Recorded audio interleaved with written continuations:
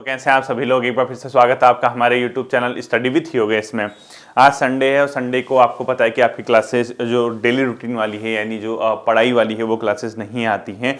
और चूंकि हम लोगों का आजकल जो सेशन चल रहा है बच्चों वो चल रहा है स्पेशली जो दरोगा के एग्जाम में आपकी मैथमेटिक्स आने वाली है, ठीक है। इसी दौरान कई बच्चों को कुछ कन्फ्यूजन्स रहते हैं कि आखिर किस वाले एग्जाम को हम फोकस करें, क्योंकि साथ ही साथ आपका आबकारी का फिजिकल जो हुआ है, कई बच्चों का आबकारी का एग्जाम है। इसके अलावा आपने देखा होगा असिस्टेंट अकाउंटेंट वगैरह की नया विज्ञापन आया, उसका एग्जाम है। साथ ही साथ जो दारोगा की भर्ती चल रही है बच्चों सब इंस्पेक्टर की, वो आपकी ऑन गोइंग है, उसका आपका एग्जाम होना है।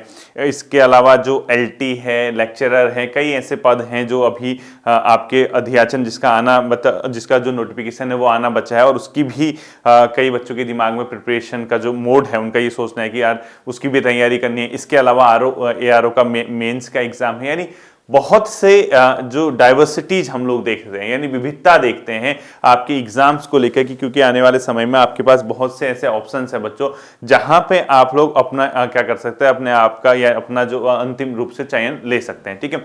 लेकिन हमेशा एक चीज ध्यान रखना बच्चों, सबसे ज्यादा प्रोबेबिलिटी, सबसे ज्यादा चांसेस किस एग्जाम में निकालने की होती है जिसको आप सिर्फ और सिर्फ एक मतलब डायरेक्शन में लेके चलते हैं। आप ये सोचते हैं कि मुझे इसी पे फोकस करना है।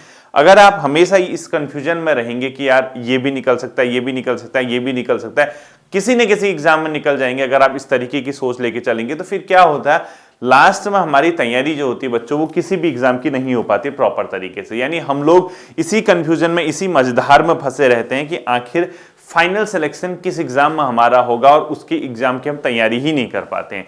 रियलिटी यही है, ठीक है। तो मैं इसलिए ये आपको जो सेशन है, छोटा सा सेशन 10-15 मिनट का, क्योंकि विदाउट क्लास यानी जैसे संडे है तो बिना आप लोगों से इंटरेक्शन किए बिना, इंटरेक्ट हुए बिना भी मजा नहीं आता। इसलिए कुछ ना कुछ आपको देना या कुछ ना कुछ आपको गाइड करना बहुत जरूरी होता है बच्चों। आपको तो सिर्फ सुनने से मतलब है, ठीक है। देखना बच्चों, इसमें मैं आपसे ये कहूंगा आप हमेशा एक एग्जाम की ओर फोकस रहो सबसे पहले, क्योंकि आबकारी का जो एग्जाम है आपका उसमें कई बच्चों का फिजिकल जो है अपने आप में क्वालिफाई हो चुका है, कई बच्चे फिजिकल में क्वालिफाई नहीं हो पाए, कुछ बच्चों के क्वालिफाई तो हुआ लेकिन मार्क्स उतने अच्छे नहीं आए। तो मेरा ये मानना है जिसका आबकारी का फिजिकल क्वालिफाई हो चुका उसको टोटल फोकस होना चाहिए इसी एग्जाम पे, यानी आबकारी वाले एग्जाम पे। यानी आप अपना 100% दीजिए बच्चों, ये नहीं कि बिल्कुल इधर भी सोच रहे हैं उधर भी सोच रहे हैं। साथ ही साथ मैं ये नहीं कह रहा कि दारोगा की एग्जाम की तैयारी मत करो, करो, स्पेशली करो उसकी भी, ठीक है। लेकिन आपका जो फोकस होना चाहिए बच्चों, क्योंकि आपका देखो आबकारी का जो एग्जाम है वो हो ही जाएगा 1-1.5-2 महीने के अंदर जब भी होगा, लेकिन क्योंकि ये सब इंस्पेक्टर का जो एग्जाम है उसके लिए अभी समय है, और समय है तो समय का मतलब कि आप तब तक अपना जो एग्जाम है आबकारी वाला, क्योंकि उसमें कंपटीशन अब आपका क्या हो जाएगा, थोड़ा सा कम हो जाएगा, क्योंकि कई बच्चों ने फिजिकल दिया नहीं, उसका कुछ बच्चों का फिजिकल क्वालिफाई नहीं हो पाया।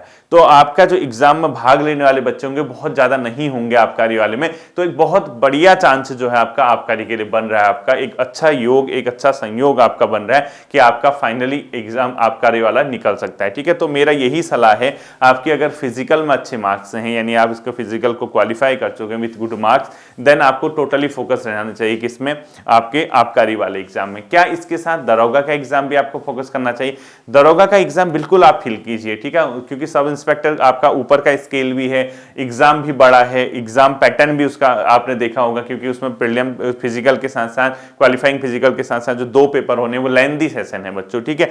तो क्योंकि उसका पहले संभावित है कि फिजिकल होगा उसके बाद ही आपका उसका एग्जाम होगा, तो उसके लिए आपको समय मिल जाएगा, भरपूर समय मिलेगा। तो 1-1.5 महीने अगर आप दरोगा वाले पोर्शन को न भी देखें तब भी आपका काम बन सकता है। तो आप क्या कीजिए, सिर्फ और सिर्फ वहां फोकस रहिए, ठीक है।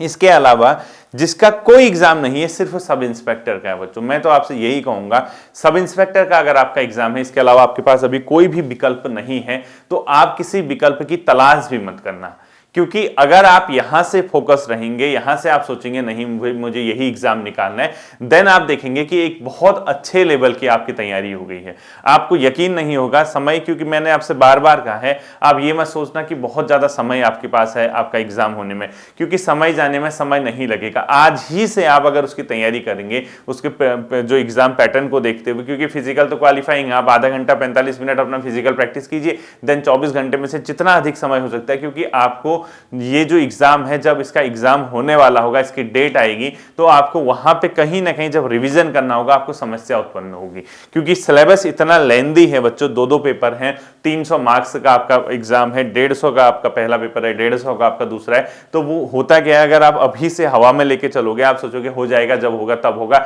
आराम आराम से लगे रहते हो, ऐसा मत करना। आपको ये सोचना है कि आने वाले 2-3 महीने में आपका एग्जाम है, इस तरीके से आपको फोकस रहना है, और उसके अलावा आप किसी भी एग्जाम को फोकस मत कीजिए। हाँ, कई बच्चे ऐसे भी हैं इसमें जिनका आरओ मेन से है और दरोगा भी वो सोच रहे हैं। देखिए बच्चों, उसमें मैं आपसे यही कहूंगा, साफ साफ मेरा स्पष्ट मत है, आरओ मेंस में अगर आपको लगता है कि आप कंफर्ट नहीं हो पा रहे उस एग्जाम में लिखने में, ठीक है, तो जबरन आप उसके पीछे मत भागना। हालांकि उसमें एक चीज ये है, क्योंकि उसमें लिखना जो है बहुत मुश्किल नहीं है। हाँ, और नंबर ऑफ जो बच्चे हैं, क्योंकि प्रीलिम्स का रिजल्ट आना है, उसके बाद जो नंबर ऑफ स्टूडेंट होंगे लगभग 1,500 से 2,000 बच्चे होंगे, उनमें से आपको फाइनल लिस्ट में अगर नाम लेके आना है, तो थोड़ा सा अगर आप, क्योंकि 200 पेपर का तो उसमें ऑब्जेक्टिव ही है पहला पेपर, ठीक है, थोड़ा सा आप लिखने की प्रैक्टिस करेंगे, हिंदी ड्राफ्टिंग और ऐसे राइटिंग की थोड़ी कोशिश करेंगे, तो एक अच्छा चांस बनता है। लेकिन अगर अंदर से विश्वास ही नहीं है, अंदर से कॉन्फिडेंस ही नहीं है, छोटी की और बड़ी की का अंतर पता नहीं है, क्योंकि वहां आपका लेखनी कितनी शुद्धि है, आपने कितना सही लिखा, कितना शुद्ध लिखा है, इसके भी मार्क्स हैं। और आपने अशुद्धि कर रखी है, आपको हिंदी ग्रामर में या हिंदी लिखने में अगर आपकी अशुद्धियां हैं, कहाँ फुल स्टॉप लगना है, कहाँ कॉमा लगना है, कहाँ क्या लगना है, ये अगर आपका कॉन्फिडेंस नहीं है, तो और आपके अंदर से आवाज आ रही कि यार मतलब उस लेवल का कॉन्फिडेंस में जनरेट नहीं कर पा रहा हूं, हालांकि उसके एग्जाम मेंस के लिए भी समय है, 7-8 महीने हैं। मैं तो आपसे यही कहूंगा बच्चों, देखो आरओ और दरोगा में अगर आपको बैलेंस बनाना है, तो क्योंकि जीएस का पेपर है, जीएस आपने दोनों जगह पढ़नी है, लेकिन अंतर ये है वहां बहुत लेंदी है, वहां जीएस जो है वहां जीएस से ही सिलेक्शन होना है आरओ में, क्योंकि 200 मार्क्स का आपका जीएस का पेपर है। यहां पे आप जीएस देख रहे हैं 75 का, उत्तराखंड और जीएस, ठीक है, वहां 200 नंबर उत्तराखंड और जीएस का है। तो अगर आप यहां टोटल जीएस को फोकस करते हैं, तो दरोगा के एग्जाम में बहुत कुछ नहीं देने वाला है वो आपको, क्योंकि वो 75 में से ही आपको सब कुछ, लेकिन वहां हिंदी आपकी रिटर्न वाली है, हिंदी ड्राफ्टिंग है, यहाँ आपका हिंदी क्या है, ग्रामर वाली है, तो कोई यूज नहीं, यूजलेस है, मतलब समझ के चलिए दोनों एग्जाम में, ठीक है। यहां मैथ्स रीजनिंग करनी है, वहां मैथ्स रीजनिंग का रोल नहीं है मेंस में, तो आपको खुद ही आप ये महसूस कर रहे होंगे, वो दोनों एग्जाम एक साथ लेके चलना, दो नाव में पैर लेके चलना है। साफ साफ देखो, स्पष्ट है बच्चों, कड़वा है लेकिन सच्चाई है। इसलिए मैं कहूंगा जो बच्चे दरोगा और आरओ के मेंस को लेके कंफ्यूज हैं, मैं उनसे ये कहूंगा जहां आपको कॉन्फिडेंस है, अगर आप दोनों को कॉन्फिडेंस लेके चल रहे हैं, तो आपके फंसने के पूरे चांसेज हैं। मतलब आप कहीं ना कहीं ये मान के चलिए अपने आप को फंसा रहे हैं। दो एग्जाम, दोनों बड़े एग्जाम हैं, दोनों को साथ लेके चलना एक बहुत टफ टास्क है। क्यों? क्योंकि दरोगा का, हाँ, अगर आपका दरोगा का 100 नंबर का पेपर होता, देन मैं आपसे जरूर कहता कि दोनों एग्जाम आप साथ लेके चल सकते हैं, लेकिन आपका आरओ मेंस का ही 3 पेपर का सिलेबस है। उस 3 पेपर को पढ़ने के अलावा मुझे नहीं पता, मैं नहीं समझ पाऊंगा कि हिंदी 100 नंबर की तैयार, मैथ्स रीजनिंग 125 नंबर की तैयार किस बेस पे आप कर पाएंगे, कहां से आप इतना समय निकाल पाएंगे। तो इसलिए मेरा तो सजेशन यही है बच्चों, अगर आप ठीक ठाक हैं, आपकी मैथ्स रीजनिंग सही है, आपकी मैथ्स रीजनिंग में थोड़ा भी अगर आपको डाउट है मैथ्स रीजनिंग में, तब तो आप आरओ मेंस को ही फोकस करना। लेकिन अगर आपकी मैथ्स और रीजनिंग बहुत अच्छी है, यानी आपको ये लगता है कि मैं मैथ्स रीजनिंग में इजीली मतलब निकाल जाऊंगा, दोनों पेपर जो है मैं मतलब मैथ्स के भी और रीजनिंग का भी 125 में से 100 नंबर, 95 नंबर ऐसे अगर मैं बना सकता हूं, देन आप आरओ और दरोगा को साथ लेके चल सकते हैं।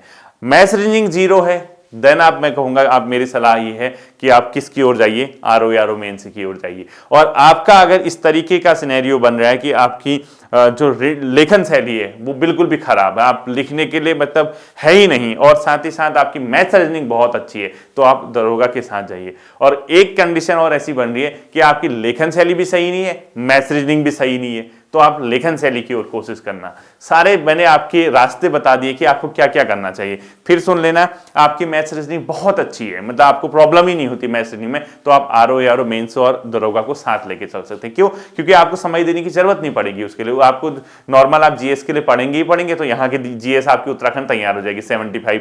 हिंदी पढ़ना है आपको, हिंदी ग्रामर तो विलोम शब्द, पर्यायवाची शब्द, ये तो आपको पढ़ने की आदत है ही, आपको सिर्फ हिंदी के लिए समय निकालना पड़ेगा। क्यों? मैथ्स रीजनिंग आपकी बहुत अच्छी है, क्योंकि मैथ्स रीजनिंग तो ऐसा नहीं कि याद करना है, वो तो सीखी हुई चीज है।